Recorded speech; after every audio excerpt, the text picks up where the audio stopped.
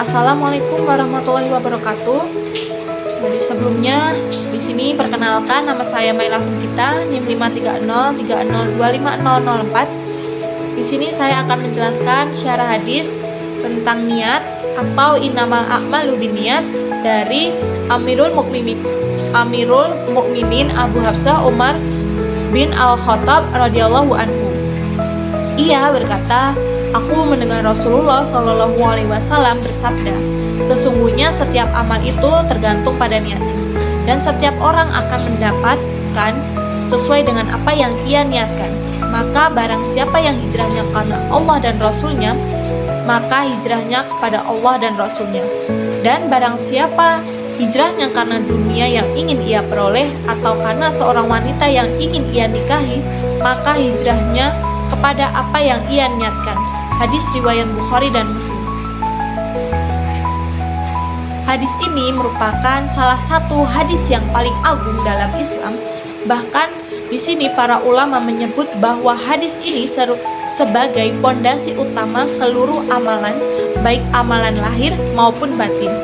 Imam Syafi'i juga menyatakan bahwa hadis ini mencakup sepertiga ilmu Islam karena berkaitan langsung dengan amal hati, yaitu niat. Hadis ini diriwayatkan oleh Umar bin Khattab radhiyallahu anhu yang merupakan salah satu sahabat dari Rasulullah dan tercantum pada dua kitab hadis yang paling sahih, yaitu Sahih Bukhari dan Sahih Muslim. Hal ini juga menunjukkan akannya kedudukan hadis ini sangatlah kuat dan tidak diragukan lagi untuk keabsahannya. Pada kalimat innamal a'malu binniyat yang berarti sesungguhnya amal perbuatan itu bergantung pada niatnya, maka dalam kata innama sendiri dalam bahasa Arab itu berfungsi sebagai pembatas yang menunjukkan bahwa nilai sebuah amal tidak ditentukan oleh lahirnya semata, melainkan oleh niat yang ada di dalam hati manusia.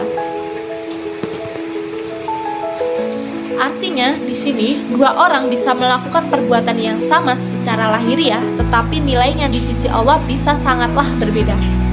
Satu bisa bernilai ibadah dan berpahala, sementara yang lain bisa bernilai biasa atau bahkan tidak bernilai sama sekali.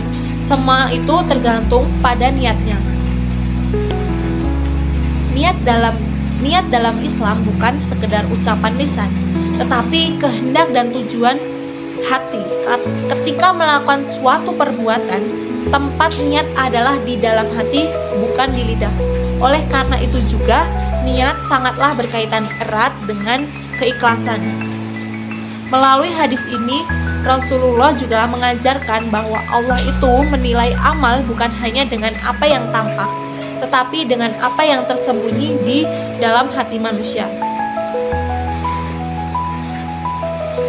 Hal ini juga menanamkan kesadaran bahwa seorang muslim itu harus selalu menjaga keikhlasan dalam setiap amalnya. Pada kalimat wa innamal likulli imri'in ma nawa juga ditegaskan bahwa setiap orang akan memperoleh hasil yang sesuai dengan apa yang ia niatkan. Jika niatnya itu karena Allah, maka balasannya adalah pahala dari Allah. Namun jika niatnya karena tujuan duniawi semata, maka itulah yang akan ia dapatkan tanpa pahala di sisi Allah. Di sini sangatlah menunjukkan akan keadilan Allah Subhanahu wa taala, karena Allah membalas manusia sesuai dengan apa maksud dan tujuannya, bukan sekedar dari perbuatannya. Rasulullah juga kemudian memberikan contoh konkret berupa hijrah. Namun pada hijrah di masa Rasulullah bukanlah perkara yang mudah atau ringan, karena pada hijrahnya Rasulullah itu berarti meninggalkan kampung halaman, harta dan keluarga. Namun meskipun bentuk hijrahnya sama, nilai hijrahnya tersebut bisa berbeda. Orang yang berhijrah karena Allah dan Rasulnya, maka hijrahnya bernilai ibadah dan akan mendapatkan pahala yang sangat besar. Namun orang yang berhijrah karena dunia atau karena wanita yang ingin ia nikahi, maka hijrahnya hanya akan bernilai duniawi sesuai dengan niatnya. Di sini kita belajar bahwa amalan besar sekalipun itu bisa akan kehilangan nilainya jika niatnya itu tidak benar. Demikian yang dapat saya sampaikan tentang syarah hadis tentang niat.